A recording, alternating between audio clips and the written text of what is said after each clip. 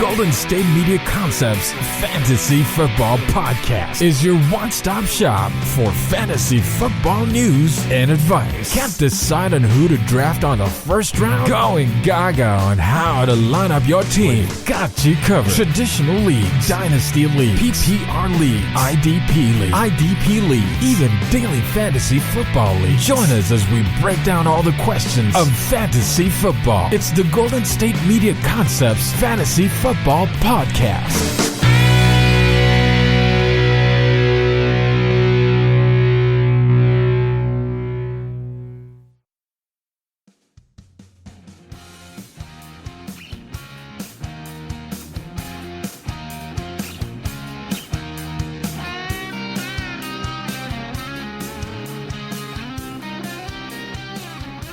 It's the Fantasy Football Show on the GSMC Podcast Network.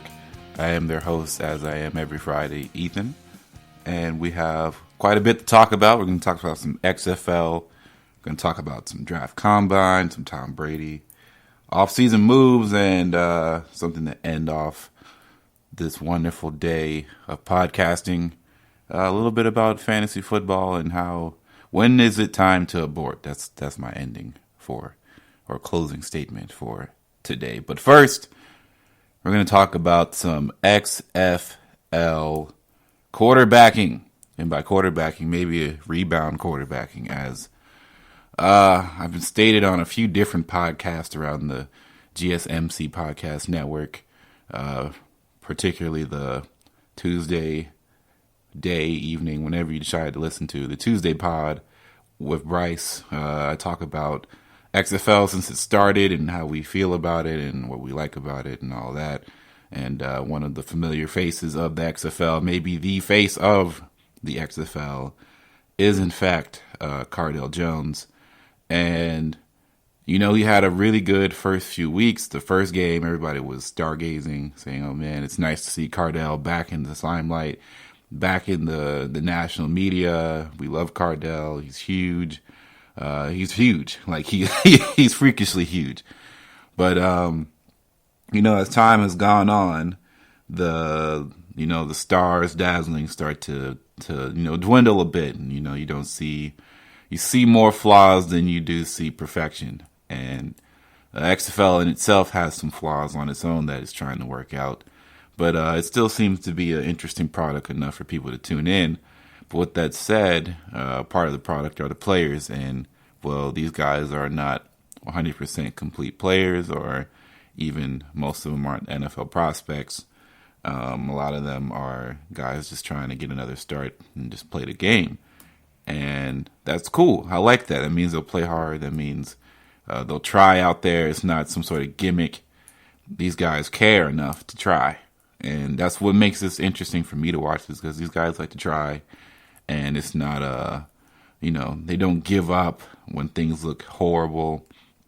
And there's a lot of moments on the sideline and through the broadcast that really make you think that you wouldn't see on an NFL broadcast. You see people's meltdowns and a little bit more.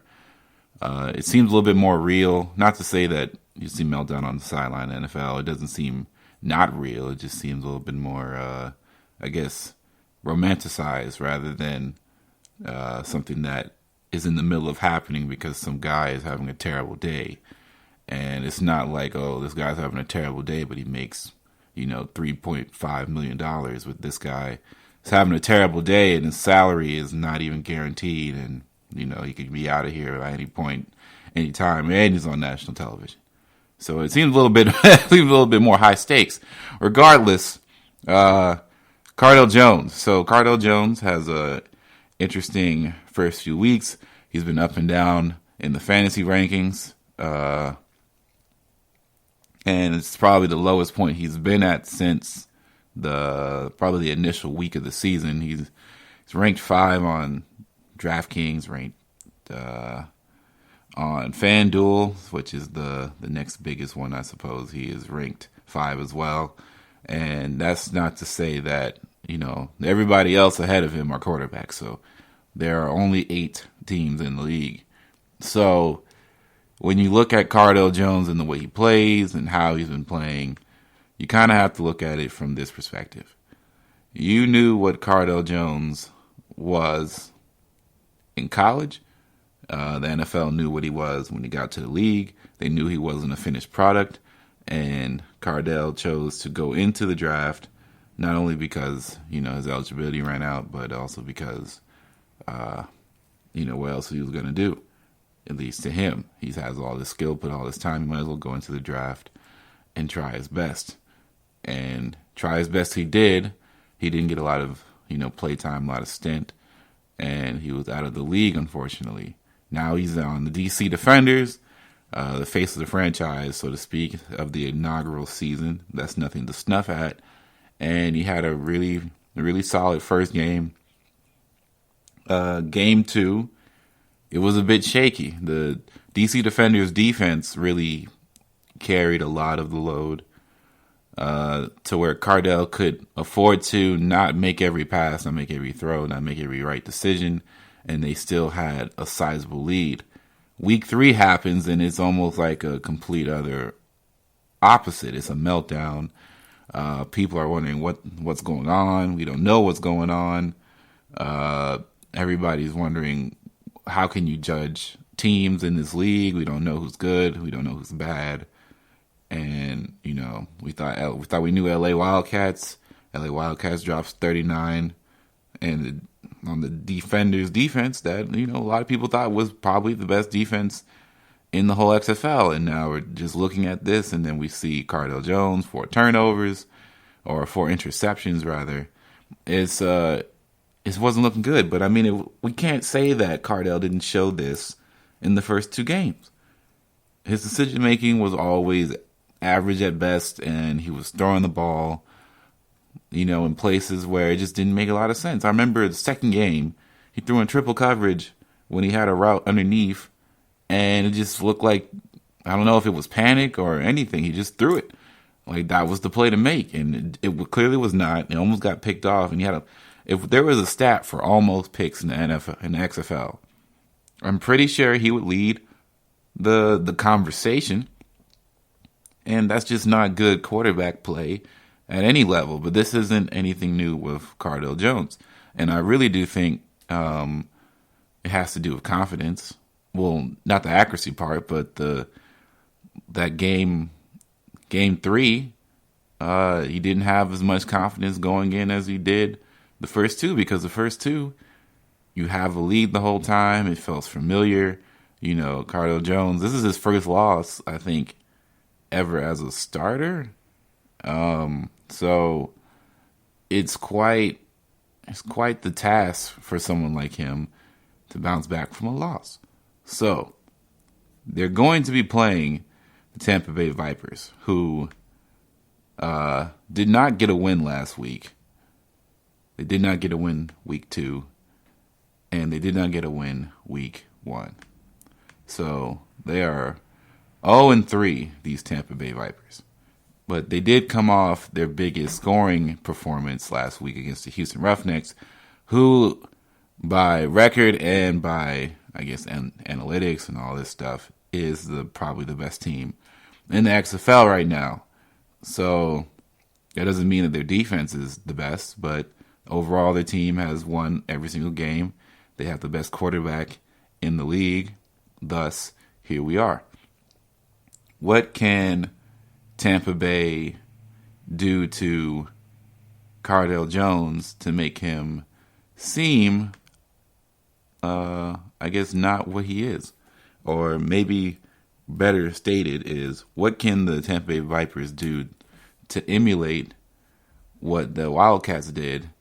And, you have to force them to make mistakes. And it doesn't seem like that's extremely difficult to do, because a lot of other teams tried to force him to make mistakes, and they just didn't capitalize at the time. But he does make mistakes. He does throw picks. He does throw bad passes. He does make some mistakes with the football. So when you look at it from that perspective, what is there for Cardale to do to bounce back, I suppose? Is there a way for him to bounce back? Will he bounce back? I would hope so, for the better for the better sake of XFL, Cardale Jones has to bounce back because we cannot have a guy tanking, I guess, his notoriety, his fame, his Superman-esque capabilities in the fourth game of the inaugural season, We don't want to look back at this and be like, man, those first 2 weeks of Cardale Jones were nice and everything else just kind of tanked. We need storylines, and Cardale Jones was a storyline.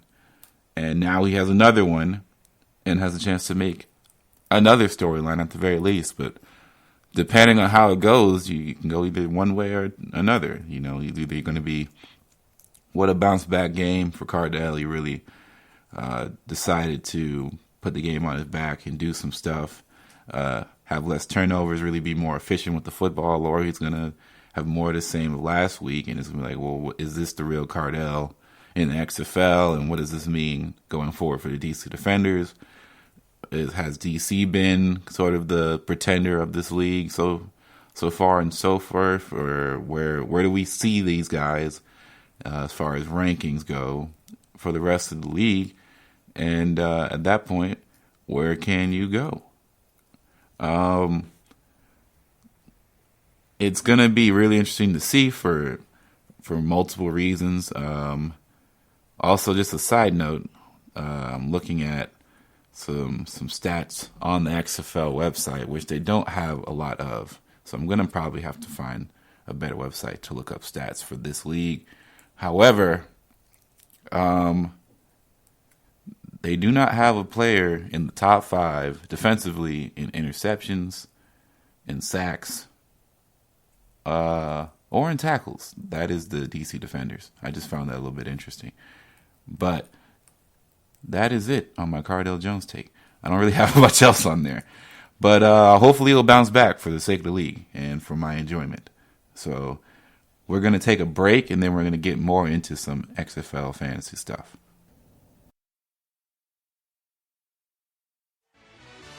Are you looking for the very best NFL and college football podcast? Then check out the GSMC Football Podcast. Get the latest football news both on and off the field. From the NFL Draft to trades to the rumor mill to the NFL Combines, they got you covered. That's GSMCpodcast.com/football-podcast. Get updates on college rivalries, game day insights, and much, much more. It's football talk the way you want it. This show eats, sleeps, and breathes football. Don't forget to like them on Facebook and follow them on Twitter. Visit GSMCpodcast.com for more info.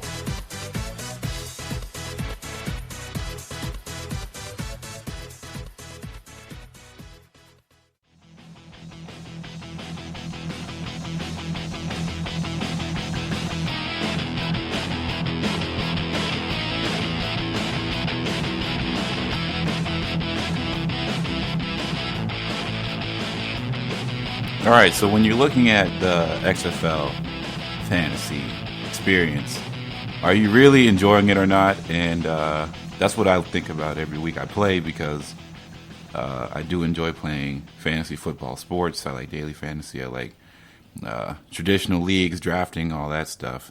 I like doing it. I actually love to do it. So when a new league comes about and you're like, oh yeah, fantasy football, more of it, except for in a different league where you don't know most of the players unless you were like super heavy into college, and I mean extremely heavy, where some of these guys may not even played in some of the top places to play college football at, or didn't get a lot of draft buzz or things like that. Or you look at guys who a few of them, some of their stints, and a lot of their flaws, and this, that, and the third. But after that, it's just kind of a crapshoot. So you play week one. Week one is you never really know what you can expect. It's the inaugural season and the inaugural first game. So what do you get? You get some interesting performances. You don't get a lot of lopsided scores from the first week. And at the end of the day, everybody's hyped for the XFL. It was successful in its first week. Week 2 happens. You're excited to see where else this league can take itself and establish itself as a supplementary football experience for NFL fans and maybe even college football fans alike. And then you get week 3, and week 3 is kind of the this is what we are sort of thing. And I'm not too sure what this means for XFL fantasy football. Am I still enjoying it? Yeah, but I'm not sure if I'm enjoying it because I'm not getting the same kick as I would get playing regular fantasy football, NFL fantasy football. Primarily because there is there's not enough teams, man. There's only 8 teams, so there's not a lot of players. There's not a lot of rapport. The coverage, what people talk about, how we see the players. There's only a few big players or big name players that you can cling on to for storylines, and then there's only there's only been 3 weeks. You weren't following teams during mini camps or training camps or things like that. You weren't looking at their draft picks besides like the inaugural draft, and you probably weren't planning on playing XFL fantasy football until maybe the week of, when it was about to kick off, when they started really, really promoting the league. So you don't have this rapport, you don't have this research. You're just kind of picking at will for the first few weeks. And now we kind of see who are the top players to kind of be relevant in daily fantasy every week. And, not to, blow your wad on basically every other, not miss every pick. So you know who the quarterbacks to take. You know who your running backs are that will give you the most success, which are the 2 in Dallas, who seem to catch out the backfield. They've had 40 catches out the backfield together, both of the 2. And then wide receivers, you kind of know who the target guys are on these teams, and everybody else is kind of middle of the pack or non-existent. And that's just what XFL fantasy football is right now. And not to say that you can't play it and be excited. I still play it because I think it makes the games more exciting. I root for different players. Sometimes I choose a different player who I think might have a good game, and then we'll see what happens. But at the end of the day, that's about it. It just makes the games more exciting, which, it helps for the longevity of viewership for me and for probably many other people watching XFL. And I'm sure the people who are on the gambling side of things, they still watch it because it's something to gamble on. And people gamble on just about anything, so why not gamble on another sporting event that seems to have its rules in place? It doesn't seem sketchy. It's all good fun. With that said, what do we see as far as players bouncing back? Well, not really bouncing back, but what are we seeing as far as players, who to start, who to sit for the XFL for week 4? Kind of more of the same. For quarterbacks, even though Cardale he didn't have a good game last week, it shouldn't be the defining factor for the rest of the season. At least we don't expect it to be. So a lot of people are saying to start Cardale. He still gets 230 yards and 2 touchdowns in the first 2 of his 3 games. And he's going up against the Tampa Bay Vipers team that has an XFL high of 24.7 points per game for his first 3 weeks. So usually that's a good combination for the DC Defenders, as we've seen. If they go up against a team that can't stop anybody, typically that means that's going to bode well for them. And on the flip side, starting any of the Tampa Bay Vipers quarterbacks, they can't figure one out, so they don't know who is going to start for them. And then, of course, Aaron Murray might be returning but they suggest that Taylor Cornelius could still be getting the start here, and then Quinn Flowers is probably still going to be in the mix. So you kind of don't want to get yourself in a situation where it's kind of on the coach's draw, and you kind of want to go with the sure thing. So moving on to running backs, Christine Michael for the Battlehawks. He seems to be a guy that you may not start because he's not a top running back in the league, but they run the ball enough to get him a good amount of touches. Of course, I'm a big fan of the running backs in Dallas. They're saying sit James Butler for the Roughnecks just because,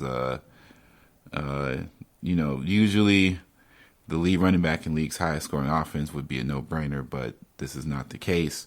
They're very pass heavy, and he leads the team in rush attempts in all 3 games. It's only been like totals of 9, 7, and 7. So you probably want to stay away from him. McBride has come about and shown himself to be kind of a good place in the wide receivers group in the XFL. They're looking for him to really have a nice breakout game, especially against the New York Guardians, who are kind of just not the best at all in this league. And it's getting worse and worse as the season goes along. We'll see if they can finally turn it around. But each team they go up against seems to beat up on them defensively, and offensively they can't seem to put together enough to really make things interesting. And on the flip side, sitting New York Giants, a New York Guardians wide receiver, as in Mikal McKay. He struggled at the start of the season, and his target numbers through the first 2 games were encouraging. He's only had 5. He only had 2 targets in week 3, which is fewer than 5 of his teammates. So it's really not a good look for that whole thing. So looking into that now, are you all still playing XFL Fantasy Football? Let me know. You know the Twitter handle. It is GSMC Fantasy Football FF. Boom. All right. So we're going to go ahead and take another break, and then we're going to get into some draft combine thoughts, as by the time I'm recording this, it will be going on. It has been going on today on Thursday as I'm recording this, and we're going to see talk about some stuff from Joe Burrow, about his hands, quarterback hand stuff. What do I look at during the combine? What's the most interesting? What's the most fun?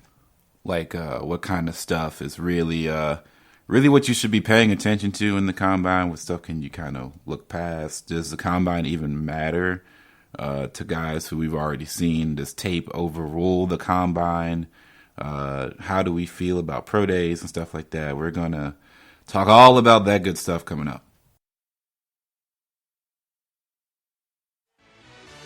Check out the show that's built on the MMA. From the UFC to extreme cage fighting, they got the fights covered. Check out the GSMC MMA podcast. Get the latest news on past or upcoming fights. Join us as we talk to and about some of the biggest names in the MMA, past, present, and future. When it's the fight game, there's just one show to check out. GSMCpodcast.com/MMA-podcast. Don't forget to like them on Facebook and follow them on Twitter. Visit GSMCpodcast.com for more info.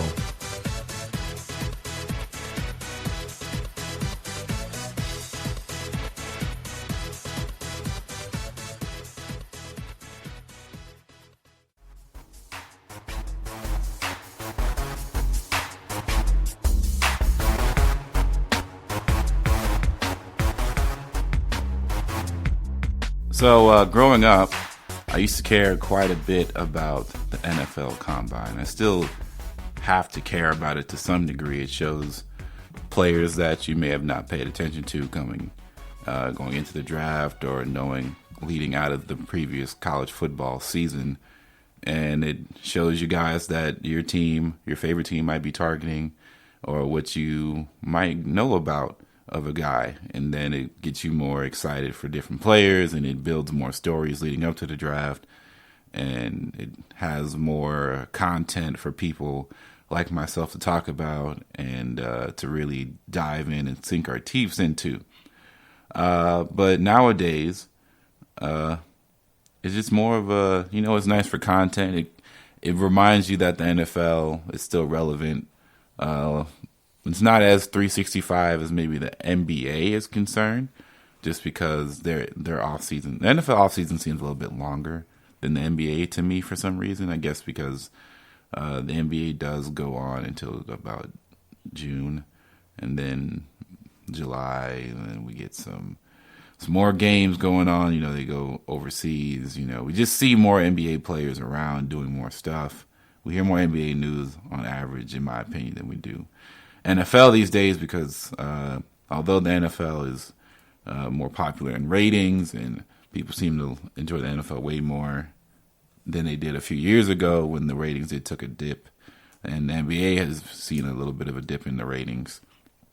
I think the NBA is way more popular with kids, and kids are all over social media now, and this is their age where they kind of they grew up with the internet and knowing all this stuff. So I think the NBA has integrated itself quite well within social media, and a little bit better than maybe the NFL has. So I think they take the cake there. Regardless, the draft combine is upon us, and it's one of the landmark moments every offseason for football fans, and you get to see people run 40s, and you get to see the linemen lift things that you couldn't possibly believe, and you see the jumps, the verticals. You see all these guys showing their athletic abilities at full display, who choose to participate. Some choose to throw at the combine, some don't. Joe Burrow, for instance, is not throwing at the combine. And, there's already the experts talking about what that means for him, what that looks like. Is that a good sign? Should the Bengals reconsider all this, that, and the third? Small hands this, small hands that. Well, here we are.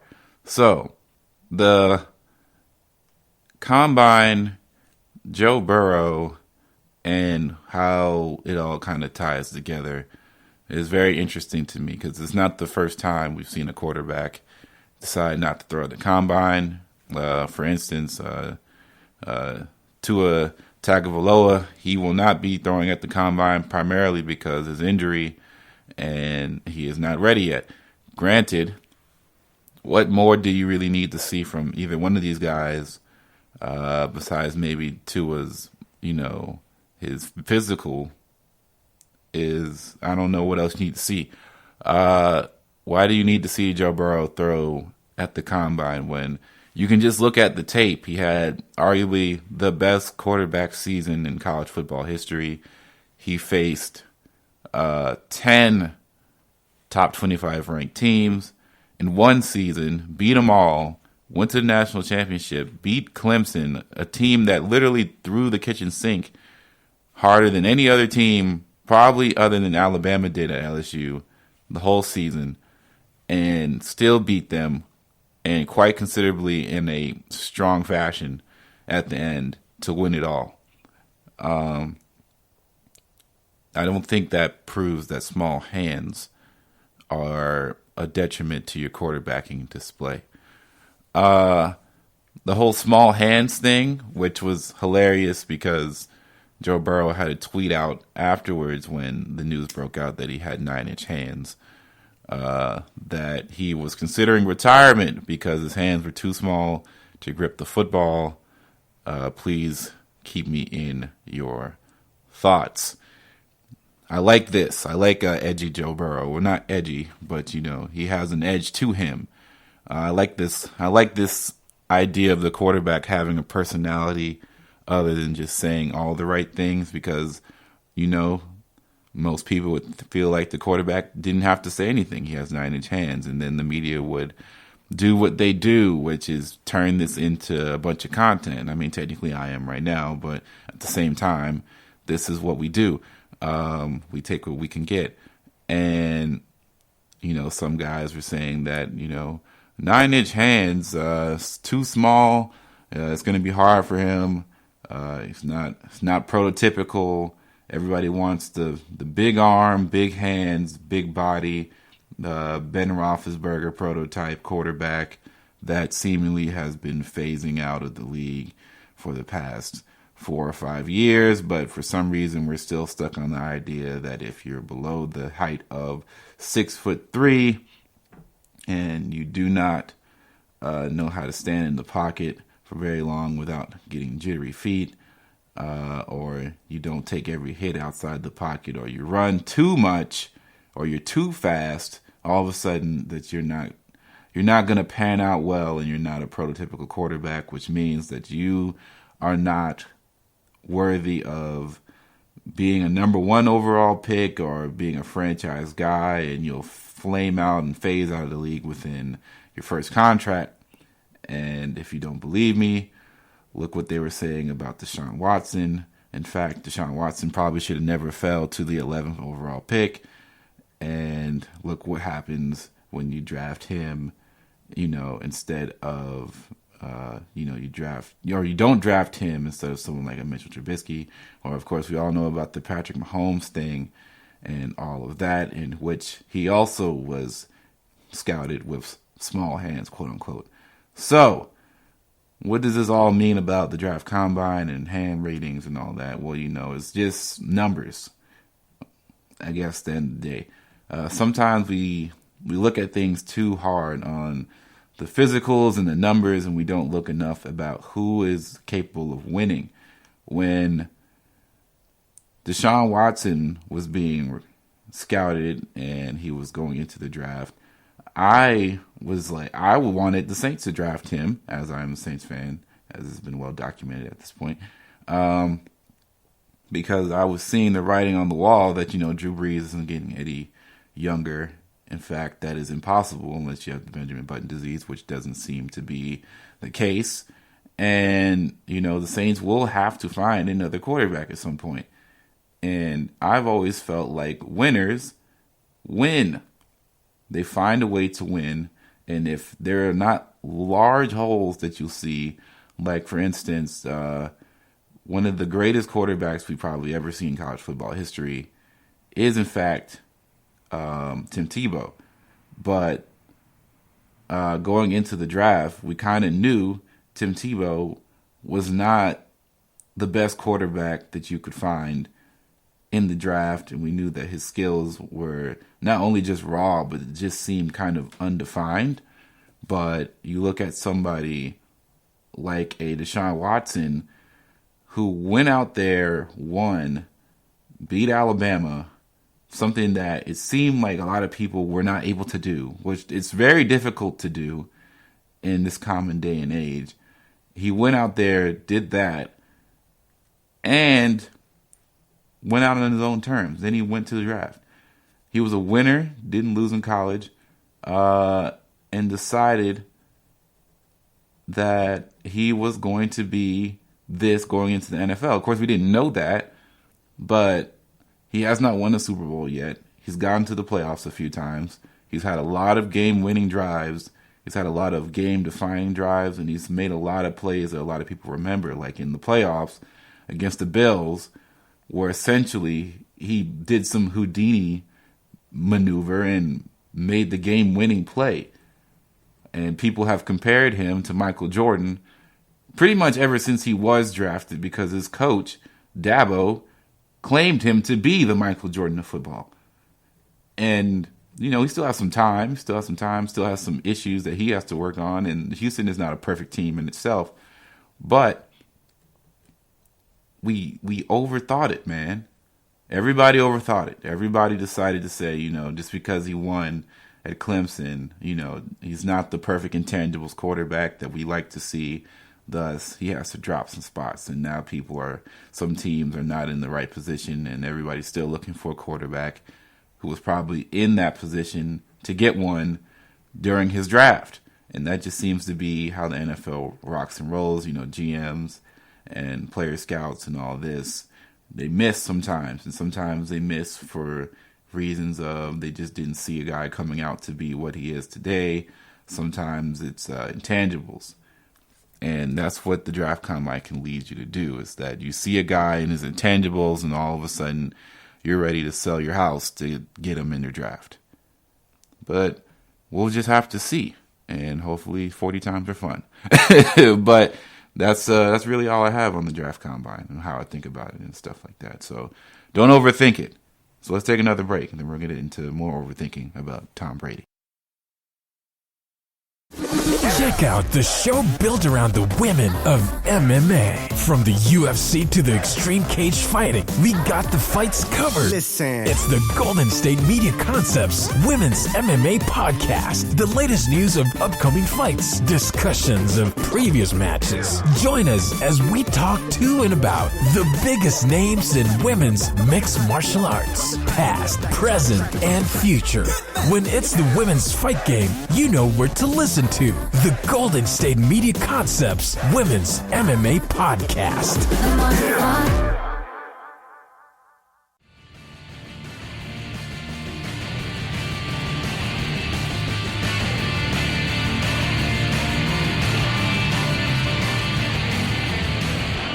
A few days ago, for Kobe Bryant's celebration of life, Tom Brady put out this very, very touching, very, very long post about how Kobe Bryant affected him and how he views himself now as an athlete and as a father and as a man. And it then, even after a few days of all of that, we still talk about his upcoming free agency. And what people have claimed to said and have gotten sources on is that some people feel like Tom Brady is no closer to staying with the Patriots than he was before, in that they'd be very shocked if he returns to play in Boston in a Patriots uniform.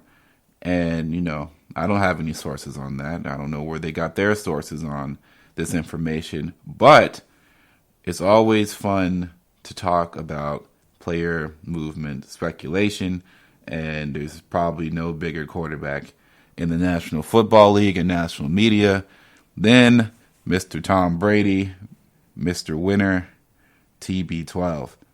Where could he go? That's where we're leading this conversation towards. So I guess the first initial thoughts of where he can go will be where they always thought that Tom Brady might go, which is a place that has established weapons, a system, and somewhere warm. I don't know why that is always the case for guys. You know, people want to retire somewhere warm. People don't want to live like somewhere in Boston at the end of their days. And we're pretending like Tom Brady is this old coot when he's he's in his 40s. He's older, and that definitely has to mean something. But I don't think that means that he wants to go sit in Fort Lauderdale for his whole rest of his life, because that's just what old people do. However, I don't think the warmer side of life is a bad side of life. And thinking about the LA Chargers, formerly known as the San Diego Chargers, so please forgive me if somehow, some way, I mention San Diego as if they still exist today, because I've grown up knowing them as San Diego for so long. I'll get used to it at some point. Regardless, the LA Chargers seem to be one of the more popular landing spot destinations that people like to cling to when it comes to Tom Brady. And I wouldn't see why that would be such a problem. You have Keenan Allen, you have Austin Eckler, you have Hunter Henry, you have a guy in Melvin Gordon who's a pending free agency. We don't know if he's coming back, but if he does, it's also another weapon. And then you have not Terrell Williams, because he plays over there in Oakland, but you have another T. Williams out there that likes to catch the football as well, and speedsters, and you have guys that can make some plays, and a defense that can fly around when healthy. And they have Joey Bosa, and they have a whole bunch, and they have Melvin Ingram III, and you just have a lot of really, really nice players on the Chargers. granted, they've had a hard time staying out of their way, had a hard time dealing with injuries, have a hard time with special teams kickers, but maybe that all changes if they can get Tom Brady behind center. I don't know if he goes there. No one knows if he goes there. I don't know if he leaves New England. But I wouldn't see why that wouldn't be one of the top destinations, especially for a team that just let go of their once franchise beloved quarterback, seeming to be ripped apart away from each other, maybe even too soon. It feels like I didn't feel like the divorce. That's what it feels like. It feels more like a divorce rather than a goodbye, a mutual decision. It was a lot of tough last games for Phillip Rivers, but I don't know if he's done. I think he might still have some stuff in the tank. If Drew Brees can come back, Tom Brady can come back. If Phillip Rivers can come back, then the other two can come back. I don't know. These guys have been the faces of the franchises of these teams and of the league for the last 10, 15 years. This is what we know. This is who we know. These are the guys I grew up with watching play football and throwing it around. So maybe I'm old-fashioned. Maybe I'm too sentimental, but I want to see these guys, go out at least with one more big bang before it's all said and done, and maybe see them beyond their twilight. And nobody knows when it's time to go, or at least the players are never the ones that think that it's time to go when it's actually their time to go. They always seem to leave after the fact, and nothing ends good. So saying that, maybe this means it is the end for Tom Brady's era with Boston and being there and being in New England. So it would be kind of crazy. I saw Ryan Russillo tweet, if Boston loses Mookie Betts and Tom Brady in the same month, that'd be pretty tough. If I was a Boston fan, I'd be pretty sad. But maybe you can just ride on the high of Jason Tatum for the next 3 months and you'll be okay. Where else can Tom Brady go? I've been thinking about this. All right, I've been thinking about this, thinking about teams, thinking about quarterback situations and good matching. Now, think of a place with a pretty solid O-line, a bell cow of a running back, so that way Tom Brady doesn't have to be the sole proprietor or the sole captain of the ship, passing 50 times or 45 times a game in order to get a win. They have a quality number one wide receiver when healthy. They can get a wide receiver in the draft. And their defense has some pieces and can improve upon itself.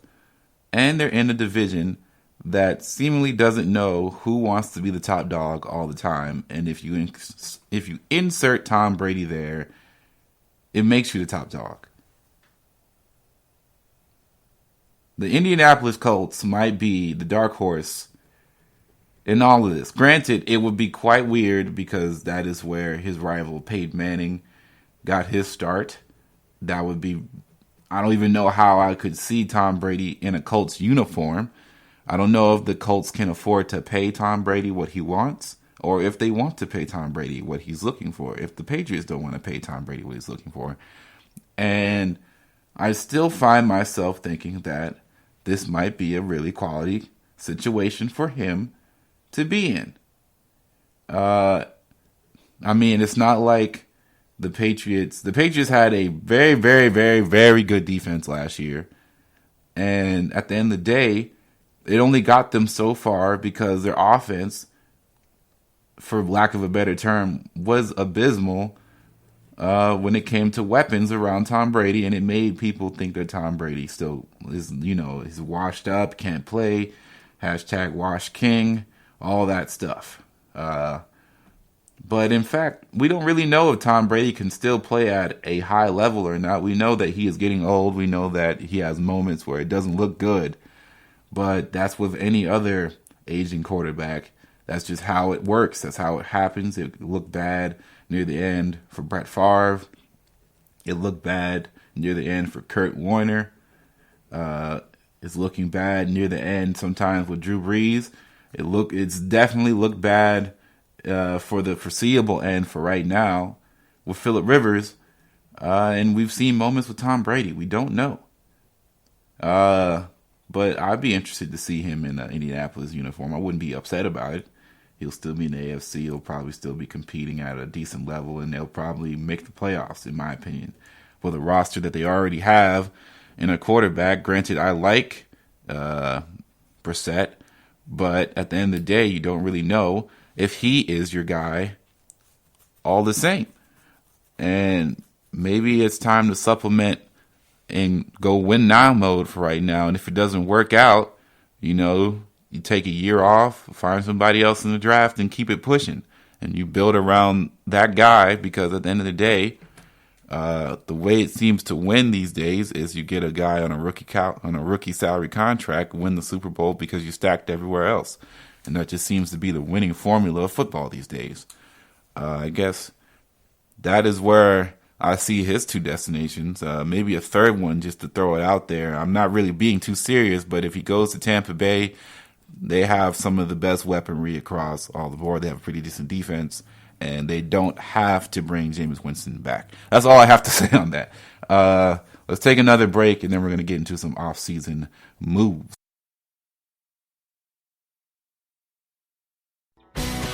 Are you looking to get your college football fix? Looking to get the latest news on your favorite school's team? The GSMC College Football Podcast is your ticket to all things college football. Join us as we talk college football from the national championship, the college rivalries, the bowl game, to the Heisman Trophy. To which conference is the best? We've got you covered for the Big Ten, SEC, Big 12, the Pac-12, ACC, and everything in between. Download the GSMC College Football Podcast on iTunes, Stitcher, SoundCloud, Google Play, or anywhere you find podcasts. Just type GSMC in the search bar.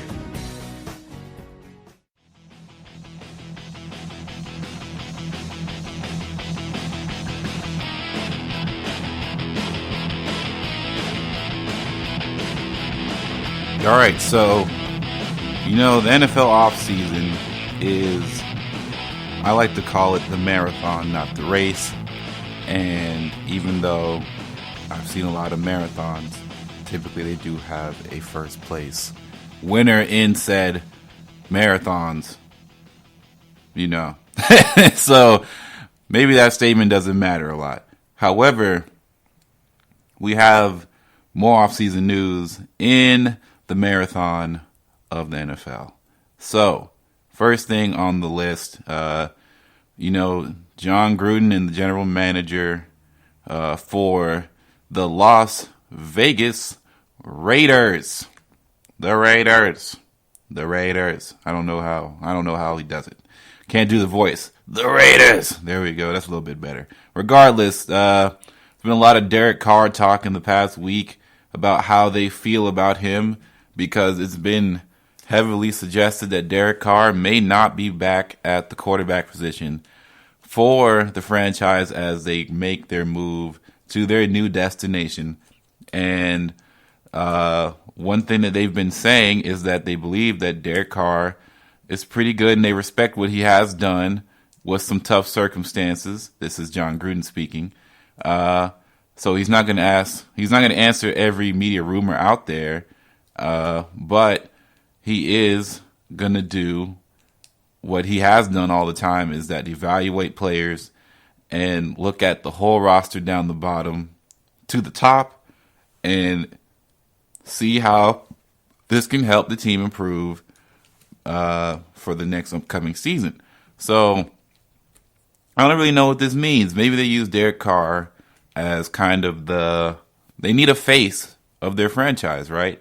And unfortunately, quarterbacks are typically faces of franchises, so it's kind of hard for me to sit here and say that Josh Jacobs is going to be the face of the Raiders franchise.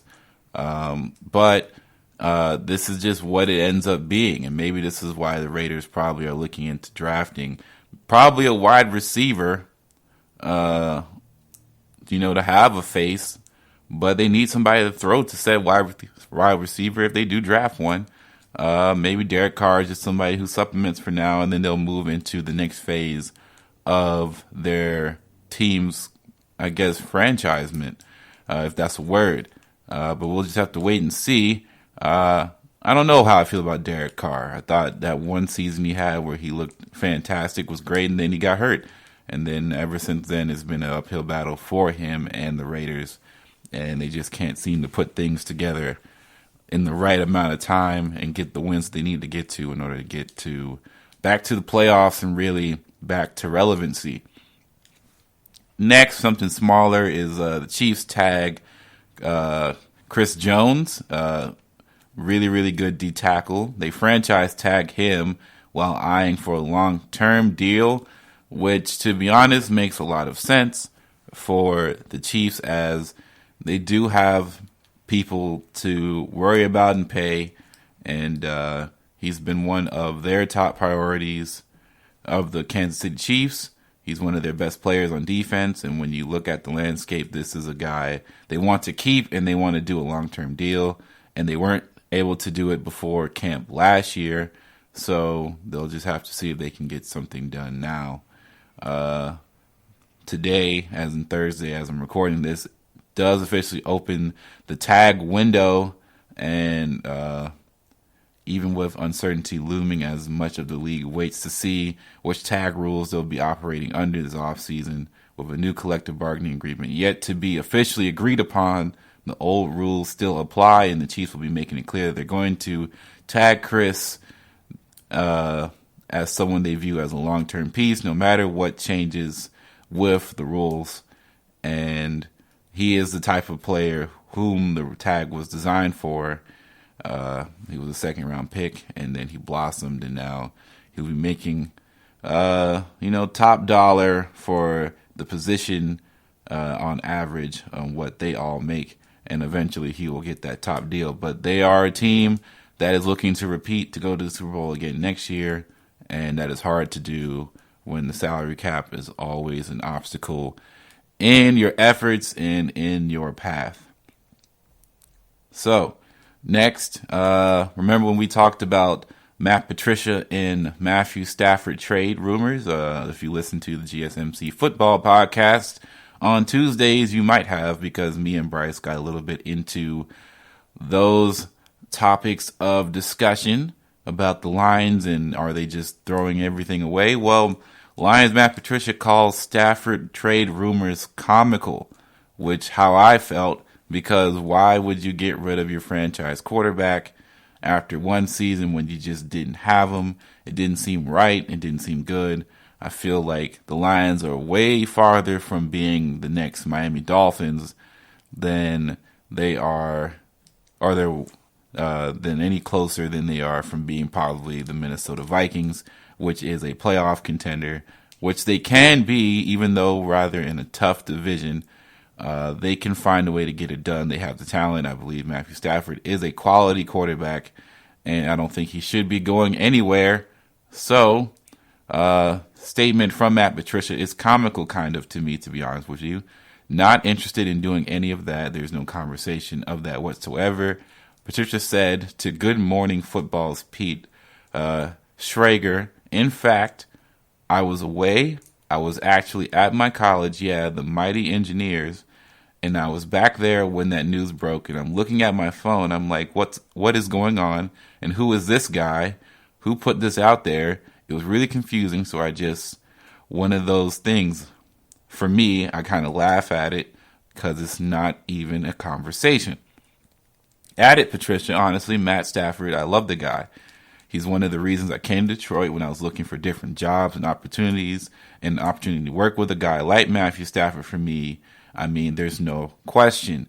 And that's what you want to hear from your head coach, especially a guy who might even be on the hot seat himself. So Matt Patricia does not want his really, really good quarterback to leave or be traded or for their team to punt essentially on third down. All right, so from Bolts to Colts. This is an interesting title. Indianapolis is interested in quarterback Phillip Rivers. And I know we just got done talking about Tom Brady potentially going to Indianapolis.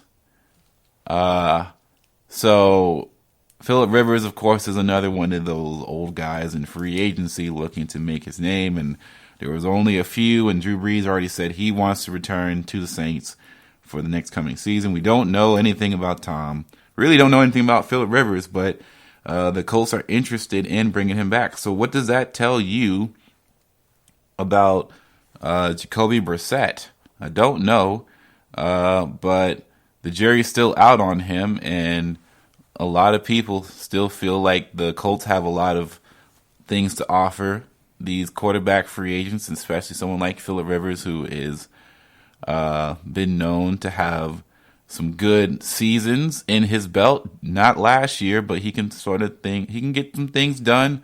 And maybe last year was more of an aberration than what is the finished product of Phillip Rivers in his late twilight of his career.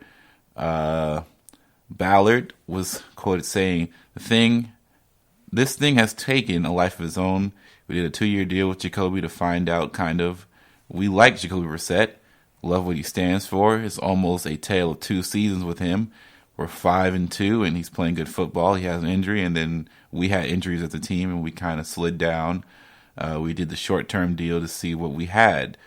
To say we're going to create competition, we're going to create competition in any sport. That's going to be a year-to-year thing. Even when Andrew Luck was our quarterback, we still studied the quarterback position. I just think it's important enough that it is a unique position. We know how hard they are to find, and you've got to go in depth each and each year for that spot." Getting a little tongue-tied there as we wrap up this segment. I don't really know if this is the move, because if you're going to gun for Phillip Rivers, even though he moved his family to Florida permanently earlier this year,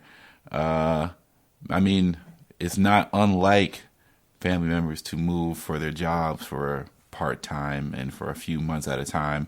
However, I just find it hard to believe that this is the move when you have somebody like Tom Brady, who we didn't see literally kind of break down as the year went on.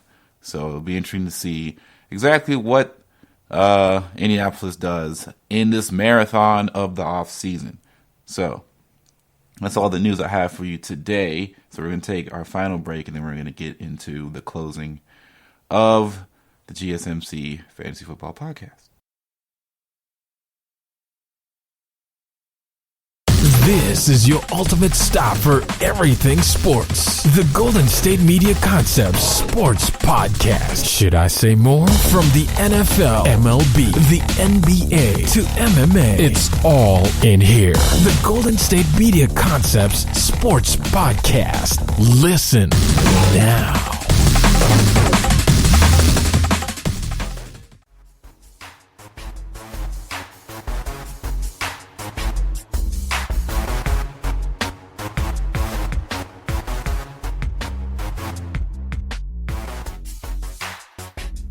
All right, for today's closing segment, I wanted to, return back to what this podcast is all about, and that is fantasy football. And I wanted to bring you into a kind of like a situational drill. So this is like the 2-minute drill of fantasy football, or maybe like the 4-minute drill. So you have some time left on the clock. You kind of want to eat as much clock as possible so the other team doesn't get a chance, but also be the last one to score and take it into halftime maybe. So this is the 4-minute drill. You are pick number 7 in a 12-man league. You'd see what is left, and you have a plan. This is the drill. You see what is left, you had a plan. This is what happens. This is what I'm going to call this. When is it time to abort the plan? So let's say your plan in this draft, you have your draft board out, you have who you want to take, you see who who's available. You see the guys that you think are going to be phenomenal and is going to take you over the edge, and you're going to win, and you're going to go undefeated, and you're going to take all the money if you have money, or you're going to take all the bragging rights if you're doing bragging rights only. So what do you do when your draft board is being eaten alive by your competition because you still play snake draft, and all of a sudden you're just in a tough scene because you're 7th or 8th, and Christian McCaffrey, of course, was gone. Alvin Kamara is gone. Zeke is gone. You're just starting to see people fly off the rails, and your next draft pick is either, DeAndre Hopkins or Julio Jones. Now, this is very situational. I highly doubt this would be the case, but maybe you wanted to take a running back, right? You want to take a running back in your first place, and all the best top tier running backs have left 1 through 6. That's not really hard to say, as we've done some pretty decent scouting, and we know that most of the top positions year in, year out are pretty much running backs in fantasy drafts because they can be dual threats for scoring in fantasy, especially in the PPR spectrum, right? If you play PPR, which can be a lot of fun, some people don't play it because 1 point per reception. What does that even mean? You just get a point for catching the ball. That's what you're supposed to do. That's your job. And if you catch it for, no yardage, you still get a point. That doesn't sound good. But this is not a rant, so to speak, on PPR. This is just a situation. So you're looking at running backs and their rankings, right? So here's what we have. We have guys like Dalvin Cook, Nick Chubb, Alvin Kamara, Christian McCaffrey, who's probably at the top of the list. You still have Ezekiel Elliott, and you still have second tier guys, who someone like a Josh Jacobs who could have a really, really interesting year. Marlon Mack, who kind of looked like a first rounder last year in some parts of the game, and then it didn't work out too well. And then you have other guys like Chris Carson, who ended up having an injury. Joe Mixon could have a bounce back year. But some of these guys are not top edge guys. Are you taking Joe Mixon 7th? Are you taking Chris Carson 7th over someone like Michael Thomas or even DeAndre Hopkins, a pure proven number 1 wide receiver? When is it time to pull out the strategy, to abort the plan? Now, maybe it's too early to say taking someone like, Joe Mixon in your first pick. Maybe that's just not even realistic. Maybe Joe Mixon falls late second, but this is a bad situation for you if you're in a snake draft. If you are in the 7th out of 12 spots, you want to be either farther in the back so you know what you're dealing with, or you want to be early in the top so you at least get your guaranteed one of your top 5 guys to start your season off. And if you're in 7, you're kind of in no man's land, because when that snake draft comes back around to where it's 12 and then 12 drafts again and then you go back and forth, you're not going to get the guy you really want in either situation. Now you're stuck with probably 2 wide receivers that you probably didn't want to take at this moment in time, because all you did was spend your time trying to stack up on the running back galore that seems to win leagues back and forth, because running backs are like prize horses in this whole thing, and you kind of need a lot of them to survive. But when is it time to abort that plan? I guess the time is when you start to see your top 5 go. You kind of have to be real with yourself. Am I letting someone like a Travis Kelce or someone like George Kittle essentially walk by the wayside because I'm too stubborn and I'm going to take 2 running backs in the first 2 rounds no matter what the situation is? Am I going to do that? Am I going to say, you know what? I know Dalvin Cook is good and I know what he can do, but what he's also shown me is that, it's hard for him to stay on the field at times. Or Am I going to look at someone like, I don't know, Marlon Mack and be like, Marlon Mack in a good situation where he is, he doesn't catch out the backfield much at all, but, he does get majority of the touches. And if he gets in a touchdown, he's basically a guaranteed 13 points a game. You can't beat that, even if it's at your number one or number two.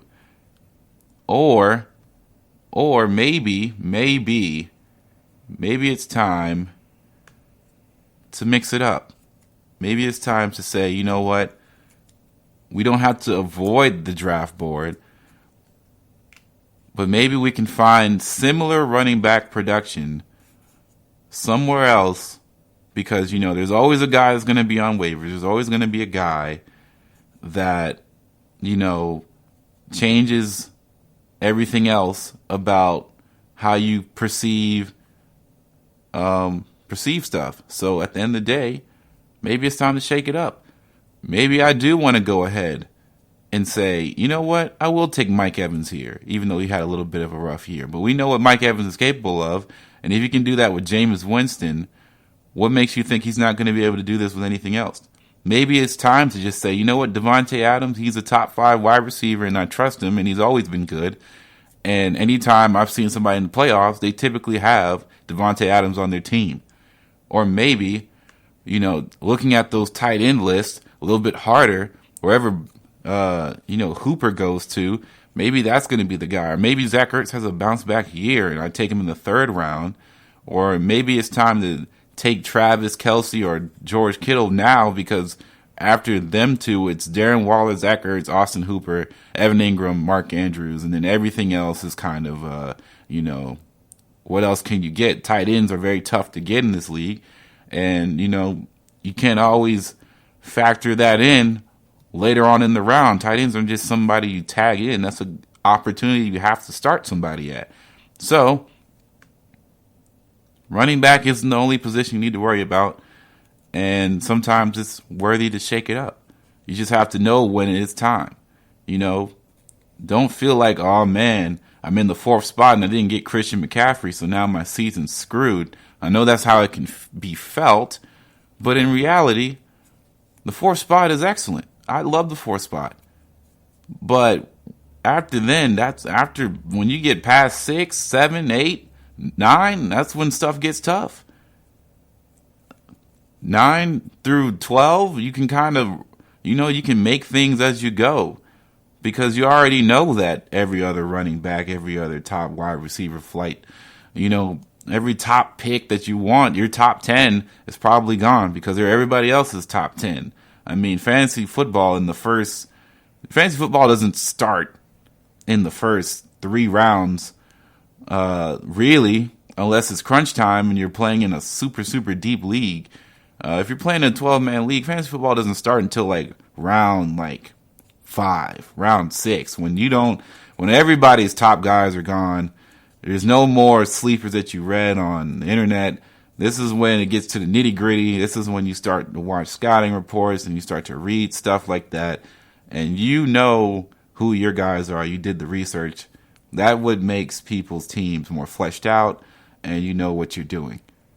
So if you can recuperate and you can bring your team back from, the first 2 rounds while taking guys that can be productive, you don't need the horse. You don't need the guy who's going to, carry your team in reality, as long as you plan accordingly. But sometimes you have to abort the first plan and be confident that, you're a quality fantasy football player and you can get it done.